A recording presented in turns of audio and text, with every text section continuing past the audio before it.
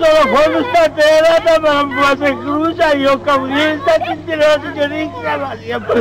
La tinta terra que va se cava se llevó a para tipo. Tengo que alisar no por tu cuerpo mala. Tengo que alisar tengo que alisar. Έλα εδώ, Χρυσή μου. Πώς σε λένε? Ειρήνη. Από πού είσαι? Ειρηνάσα. Έχετε μεγάλο σπίτι? Τα δύο πατώμα. Και τι έγινε? Τι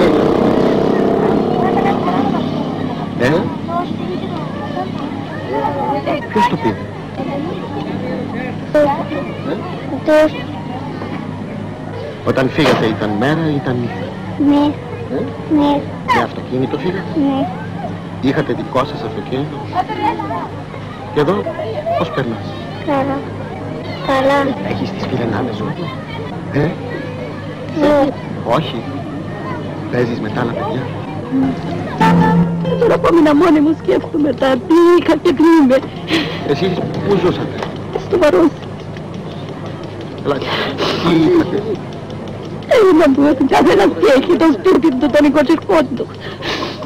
Και τώρα πέφτω χαμέ και δεν μπορώ. Και η οικογένειά σας πού είναι? Πολύ καλά, μαζί μου όλοι.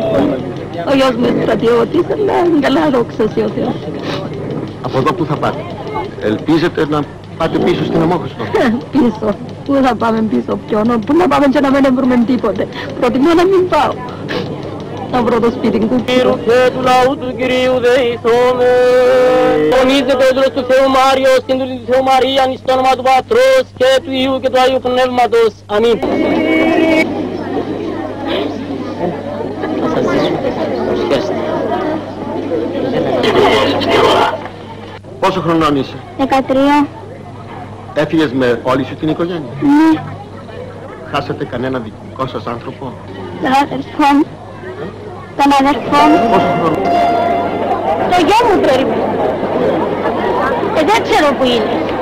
Είναι αγνοούμενος ο γιος. Αγνοούμενος. Μα ένα γιατί δεν μου τα δείξει. Ένα γιατί δεν μου τα δείξει. Από τις 14 του... Σταυρούλη. Από πού είσαι? Από τον Γαρίνη. Στο σπίτι σας τι έγινε? Πέσαμε τώρα. Και τώρα πού μένει? Στο Λευκοσία. Με ποιους? Με τους γονείς μου έγινε στο χωριό και τον πατέρα μου η Τουρκία έφτασε στην πάνω του και η μητέρα μου έγινε εγκλωβισμένη. Πού είναι εγκλωβισμένη? Στο πατρίδι. Θα πάτε πίσω στην Κερίνια?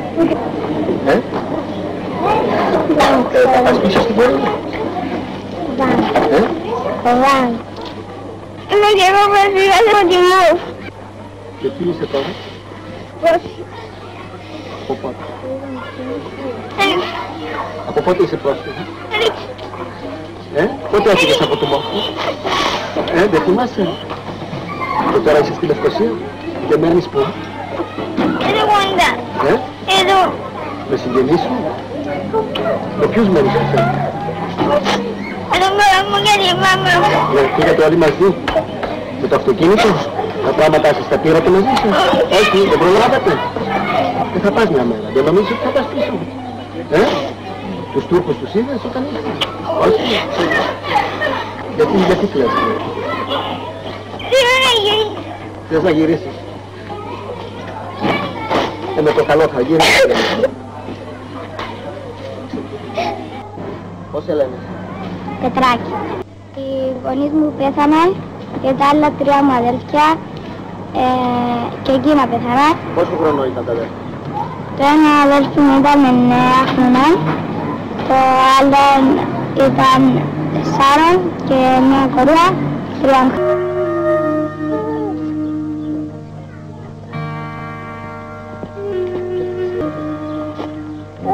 Όταν σκότωσαν τη γυναίκα μου, το μωρό μου έκανε 48 ώρες πάνω στα στήθος της μητέρας της. Και έβγαιναν το μετρηγόνι γέμα. Η γυναίκα μου ήταν και έγκυος. Το μόνο που έλειπε από την κόρη μου Μαρία ήταν ο Σταυρός. Περιμένουμε από τον Οργανισμό Ηνωμένων Εθνών να δώσει μια λύση στο Κυπριακό. Μια ορθή λύση για να φύγουν οι βάρβαροι που ήρθαν και πατήσαν το νησί μου. Επειδή υπήρξαν πολλές περιπτώσεις βιασμών, έγινε ειδική τροποποίηση του νόμου περί αποβολών και έτσι είναι νόμιμες πια οι διακοπές της εγκυμοσύνης όταν πρόκειται περί βιασμού. Είναι δυστύχημα διότι υπήρξαν και ανήλικες μεταξύ των βιαστησών και μια από αυτές που είναι μόνο 15 χρόνων έχει ήδη καθυστέρηση περίπου. Μας έκλεισαν μέσα στα σπίτια και δεν επιτρέπαν να βγούμε έξω. Μας έλεγαν αν βγείτε έξω μια είναι η τύχη σας, κόκκινη. Αν βγείτε έξω μια είναι η τύχη σας. Ακούσετε. Εντάξει όμως